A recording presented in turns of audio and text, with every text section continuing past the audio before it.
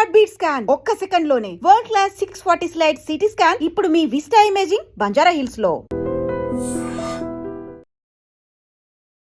ఐడ్రీమ్ చూస్తున్న ప్రేక్షకులందరికీ నమస్కారం. ఈ రోజు మనతో పాటు జ్యోతిష్య వాచస్పతి బ్రహ్మశ్రీ పోతుకుర్చి చంద్రమౌళి శాస్త్రి గారు మనతో పాటు ఉన్నారు. నమస్కారం గురుగారు. ఓం గం గణేశాయ నమః. గురుగారు, ఆగస్టు 31వ తేదీన సంకష్టహర చతుర్థి. మరి సంకష్టహర చతుర్థి రోజు మనం గణపతిని ఏ విధంగా ఆరాధించాలి, గణపతి అనుగ్రహం కోసం? అలాగే రాహుకేతువులు కుజదోషం ఉన్న వారికి సుబ్రహ్మణ్యుని ఆరాధించడం కూడా అనుకూలమైన రోజులు అని విన్నాం. మరి ఆ రోజున మనం ఏ విధంగా ఆరాధించాలి అనేది వివరించండి. ఇది గణపతికి ప్లస్ సుబ్రహ్మణ్యేశ్వరుడికి ఈశ్వరుడికి ఈ శ్రావణ మాసంలో ఉన్నటువంటి విశేషమైనటువంటి రోజమ్మా. ఇది ఆగస్టు 31వ తేదీన శ్రావణ సోమవారం అయింది. ఆ రోజున చతుర్థి, సంకటహర చతుర్థి అంటారు. ఇది ప్రతి నెలా కూడా మనకి పౌర్ణమి తర్వాత వచ్చేటటువంటి చతుర్థిని సంకటహర చతుర్థి అంటారు. అసలు సంకటములు అంటే ఏంటి? ఆటంకం, ఆరోగ్యం అనుకోండి. అంటే ఆరోగ్యపరంగా ఎన్నో సమస్యలు వస్తే మనిషి ఏదైనా చేయగలడా? ఏ పని చదవలేడు, సంపాదించలేడు, అనుకున్న ఏ కార్యక్రమం చేయలేడు. ఇవన్నీ సంకటమే. అందుకని ఆరోగ్య భద్రత మెయిన్ అన్నమాట. ఆ తర్వాత మనసులో కలిగేటటువంటి వికార బాధలు. మనసులో వికార బాధలు ఎవరి జన్మానుసారంలో వారికి ఉంటాయి. కొంతమందికి కేతు నక్షత్రం వాళ్ళు ఉంటారమ్మ. అసలు గణపతి ఆరాధన ఎవరు చేయాలంటే అశ్విని నక్షత్రం వాళ్ళు, మఖా నక్షత్రం వాళ్ళు, మూలా నక్షత్రం. ఈ 3 నక్షత్రాలకు అధిపతి ఎవరయ్యా అంటే కేతు. కేతు గణ దేవత అంటారు. ఆ కేతువుకి అధిష్టాన దేవత మహానుభావుడు గణపతి. అంటే చంద్రుడు కేతు నక్షత్రాల్లో ఉన్నప్పుడు మానసికంగా వీళ్ళకి అడుగడుగున ఎన్నో రకాలైనటువంటి చిత్తభ్రాంశ సమస్యలు ఎదురవుతూ ఉంటాయి. ఏ పని మీద నిమగ్నం చేయలేరు, ఏం చెయ్యాలి, ఏం డెసిషన్స్ తీసుకోవాలో కూడా వీళ్ళకి అర్థం కానటువంటి పరిస్థితి కేతు నక్షత్రం కాబట్టి. అంటే మానసిక వ్యాధులు ఎక్కువగా ఉంటాయి. అట్లాగే కేతు మహర్దశలు, జన్మజాతకంలో కేతు మహర్దశలు కానీ అంతర్దశలు కానీ ఎవరికైనా నడుస్తున్నా కూడా వారు వ్యాపార రీత్యా ఇబ్బందులు పడతారు. చదువుకునేటప్పుడు ఎన్నో రకాలైనటువంటి ఆటంకాలు ఎదురవుతూ ఉంటాయి. ఇదేంటి, బాగా చదువుకుంటూ ఉన్నట్టుండి చదువులో వెనకబడిపోవటం, లేకపోతే చదువుకుంటూ ఇంట్లోంచి కొంతమంది వెళ్ళిపోతూ ఉంటారు. అట్లాగే కొంతమంది అయితే కనుక చక్కగా 100కి 99 మార్కులు వచ్చేవాళ్ళు ఒక్కసారి 70-80లోకి పడిపోతూ ఉంటారు. అర్థం కాదు. అప్పుడే ఇలాంటి దశలో లేకపోతే ఏలినాడిసిన దోషాలు ఇలాంటివన్నీ కవర్ అవుతున్నప్పుడు ఏంటంటే ఈ నక్షత్రం మీద ఎక్కువగా ప్రభావితం జరుగుతూ ఉంటాయి. కేతు మహర్దశలో ఒక రకంగా చెప్పాలంటే మోక్షానికి కారకుడు ఆయనే. గణపతిని ఆరాధిస్తే మోక్ష ప్రదాత. అట్లాగే ఈ కేతువు చపలచిత్త కారకుడు, మృత్యువును కూడా కలుగజేసేవాడు ఈ కేతువు. అంటే జన్మజాతకంలో ఈ కేతువు సరిగ్గా లేకపోతే వాళ్ళకి మృత్యు సంఘటితమైనటువంటి ఎన్నో ప్రమాదాలు కావచ్చు, ఇబ్బందులు కావచ్చు. చదువనే కాదమ్మా, ఆర్థికంగా బలహీనపడిపోవచ్చు, ప్రయాణాల్లో ప్రమాదాలు కలగచ్చు, భార్యాభర్తల మధ్య విపరీతమైనటువంటి సమస్యలు, అట్లాగే కోర్టు సమస్యలు ఎక్కువగా ఉంటాయి. చూసారా, వారు తప్పనిసరిగా గణపతి ఆరాధన చేయాలి. అందుకనే సంకటహర చతుర్థి అని 7 నెలలు చేస్తారు. చాలా వరకు ఆయన సంఖ్య కేతువుది 7 అని చెప్పి 7 చేస్తారు. కొంతమంది 11, కొంతమంది 21, కొంతమంది 54, కొంతమంది జీవితాంతం సంకటహర చతుర్థి. ఏముందమ్మా, సంకటహర చతుర్థి ఇంట్లో గణపతిని తయారు చేసుకొని పసుపుతో ఆయన యొక్క అష్టోత్తరము, తెలిసిన వాళ్ళైతే ఆయన అష్టోత్తరము, ఉండ్రాళ్ళు బెల్లము కలిపి నైవేద్యం పెట్టడము, ఎవరికైనా ఒక బ్రాహ్మడికి స్వయం పాకం అన్న ఇవ్వాలి, ఇంటికి పిలిచి భోజనం అన్న పెట్టాలి. ఇదే రోజున శ్రావణ సోమవారం ఈశ్వరారాధన చాలా విశేషప్రదం. మీరు అడిగారు కుజదోషాలు, రాహుకేతువుల వల్ల కలిగే సర్పదోషాలు అని. ఇప్పుడు కుజదోషం ఉన్నటువంటి రాశుల్లో వృషభ రాశి, మిథున రాశి, కర్కాటక రాశి, అట్లాగే వృశ్చిక రాశి, ధనస్సు రాశి, తర్వాత కుంభరాశి, మీనరాశి. ఈ రాశుల వాళ్ళందరికీ కుజదోషం అత్యద్భుతంగా నడుస్తుంది. జన్మజాతకంలో కూడా ఈ కుజదోషాల వలన వివాహ ఆటంకాలు, వివాహం అయ్యి ఇరువురి మధ్య విపరీతమైనటువంటి గొడవలు, నిత్యము ప్రశాంతత లేకుండా బతికేవాళ్ళు దాదాపు 100 మందిలో 99 మంది ఉంటారు. ఇప్పుడు ఈ కుజమహర్దశలు కానీ కుజ అంతర్దశలు వచ్చినా కూడా, లేకపోతే జన్మజాతకంలో కుజుడు ఎక్కడన్నా చెడు స్థానాల్లో ఉన్నాడు అనుకోండి, ఇందాక నేను చెప్పిన స్థానాలు కొన్ని ఉంటాయి.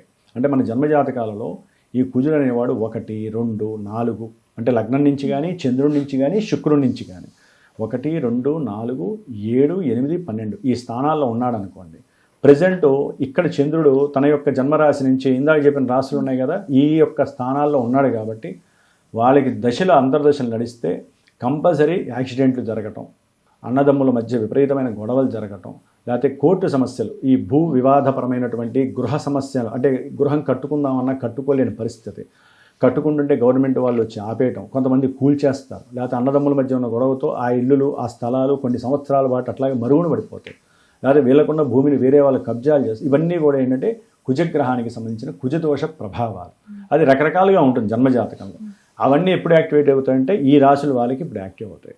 అట్లాగే కుజ నక్షత్రాల వాళ్ళు ఉంటారు. ధనిష్టా నక్షత్రము, అట్లాగే చిత్తా నక్షత్రము, మృగశిర నక్షత్రం, వీరి వలన ఈ విధమైన సమస్యలు వస్తే కుజదోషానికి చాలా రకాలైనటువంటి మనకి ప్రక్రియలు చాలా ఉన్నాయి, పరిహారాలు. అది జన్మజాతకంలో చూస్తేనే చెప్పాలమ్మా. ఇప్పుడు గోచారంలో దీనికి సంబంధించి ఈ సంకటహర చతుర్థులు చాలా విశేషమైనటువంటివి. ఇక రాహుకేతువుల వలన సర్పదోషాలు ఉంటూ ఉంటాయి. జన్మజాతకంలో ఈ రాహుకేతువులు పంచమంలోనూ అష్టమంలోనూ ఉంటే ఏంటంటే గర్భవిచ్చిన దోషాలు స్త్రీలకి, లేకపోతే గర్భంలో అండము ఉత్పత్తి సరిగ్గా లేకపోవటం, హార్మోన్స్ బ్యాలెన్సింగ్ సరిగ్గా లేక ఈ రాహుకేతువుల యొక్క దశలు అంతర్దశల్లో చాలా సమస్యలు ఎదుర్కొంటూ ఉంటారు. కాబట్టి సంతానపరమైనటువంటి సమస్యలు ఎదుర్కోవడానికి ఈ సర్పదోషాలు అసలు ఉద్యోగ ధర్మంలో కానివ్వండి, స్త్రీలైనా పురుషులకైనా సరే సర్పదోషం ఉంది అంటే లగ్నం నుంచి సప్తమానికి మధ్యలో గ్రహాలన్నీ ఉన్నాయనుకుంటే, రాహుకేతువుల మధ్యలో గ్రహాలన్నీ ఉంటే దాన్ని సర్పదోషము అంటారు. దీనివల్ల ఏంటంటే అనుకున్న ప్రతి కార్యక్రమం విఘ్నాలు జరుగుతూ ఉంటాయి. విఘ్నాలకి అధిపతే గణపతి. అందుకని కుజదోషాలు, సర్పదోషాలు. ఇప్పుడు ప్రజెంట్ ఏంటంటే మిథున రాశిలో ఉన్న కుజుడు రాహు నక్షత్రంలో సెప్టెంబర్ 2 వరకు ఉంటాడు. రాహు కుజ నక్షత్రంలో వచ్చే సంవత్సరం దాదాపు డిసెంబర్ 5 వరకు కూడా కుంభరాశిలో ఉంటాడు. వీళ్ళ మధ్య చక్కటి అనుసంధానం కలుగుతుంది. చక్కటి అంటే ఇబ్బందికరమైనటువంటి అనుసంధానం. కాబట్టి ఎవరైతే ఇబ్బందులు పడుతున్నారో, ఇందాక నేను చెప్పిన ప్రాబ్లమ్స్ పరంగా, అదే ఏ రకమైనటువంటి సమస్యాత్మకమైన పరిస్థితులు ఎదురవుతున్నా సరే తప్పకుండా ఈ యొక్క సంకటహర చతుర్థిని విశేషంగా జరుపుకోవడం విశేష ప్రాధాన్యత. ముఖ్యంగా నా యొక్క జ్ఞానసిద్ధి క్షేత్రపీఠంలో దీనికోసం విశేషంగా 31వ తేదీ ఆగస్టు 31వ తేదీన నా యొక్క పీఠంలో ఎవరైతే నన్ను సంకల్పిస్తారో, ఎవరైతే సంప్రదిస్తారో నాకు ఫోన్ చేసి వాళ్ళకున్న సమస్య చెబితే 28 అంటే పౌర్ణానికి ముందు రోజు నుంచి 6 రోజులు ఈ గణపతికి సంబంధించిన లక్ష్మీ గణపతి జపం, అట్లాగే సుబ్రహ్మణ్యేశ్వర స్వామి జపం చేసి ఆ రోజున విశేషంగా లక్ష్మీ గణపతి హోమంతో పాటుగా సుబ్రహ్మణ్య పాశుపత హోమాన్ని ఆచరించి 6వ తారీఖు సెప్టెంబర్ 6న కుక్కే సుబ్రహ్మణ్య క్షేత్రంలో ఎవరి కోసమైతే నేను పూజ చేసి చిన్న సుబ్రహ్మణ్యేశ్వర విగ్రహాలకు పూజ చేస్తానో అవి అక్కడ తాకించి పూజ చేసి అక్కడ కూడా విశేషంగా వారికి అందజేసే బాధ్యత నేను తీసుకున్నాను. ప్రతి నెల చేసేది వేరైతే ఈ నెలలో ఇంకా విశేషంగా నేను ఆచరిస్తున్నాను.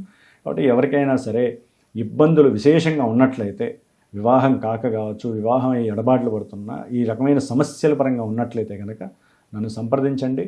ఆ యొక్క గణపతితో నేను చేసే పూజతో పాటుగా వీళ్ళు కూడా కంపల్సరీ ఆ రోజున వాళ్ళ ఇంటి దగ్గరలో ఉన్న గణపతి చుట్టూ ప్రదక్షిణాలు చేయటం, అట్లాగే సుబ్రహ్మణ్యేశ్వర స్వామికి అభిషేకం చేయించడం, శ్రావణ సోమవారం కాబట్టి ఈశ్వరారాధన చేయటం, కాస్త దద్దోజన నైవేద్యం పెట్టడం చేసుకున్నారే అనుకోండి, ఈ దోషాలు చాలా వరకు తగ్గుముఖం పడతాయి. ఎందుకంటే అమ్మ, దూరాభారాల్లో ఉన్నవాళ్ళు కొంతమంది ఇళ్లలో పూజలు చేసుకోవడానికి కుదరదు, చాలా సమస్యలు ఉన్నాయిలేండి, మాకు ఫోన్లు వస్తూ ఉంటాయి కదా, అలాంటి వాళ్ళ కోసం అని చెప్పి అలా ఎవరికైతే ఇబ్బందులుగా ఉన్నాయో నన్ను సంప్రదించి. ఎందుకంటే అందరూ కూడా హోమాలు చేయరు, కొంతమంది అభిషేకాలే చేస్తారు దేవాలయాలు. హోమం చేయాలంటే విశేషమైన ఖర్చుతో కూడుకున్నది, అట్లానే ఇళ్లలో కూర్చొని చేయలేరుగా, కొంతమందికి చేసుకోవడానికి అవకాశం ఉంటుంది.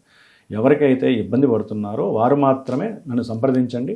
నేను చేసి ఆ ప్రసాదాలు మీకు పంపించేటటువంటి ఆ యొక్క అవకాశాన్ని నేను తీసుకుంటాను. గ్రహాల అనుకూలత కోసం, అలాగే ఆటంకాలు కలిగినప్పుడు ఆ గణపతిని ఏ విధంగా ఆరాధించాలని చక్కగా తెలియజేశారు. ధన్యవాదాలు గురువు. ఓం గం గణేశాయ నమః, శం శరవణ భవాయ నమః.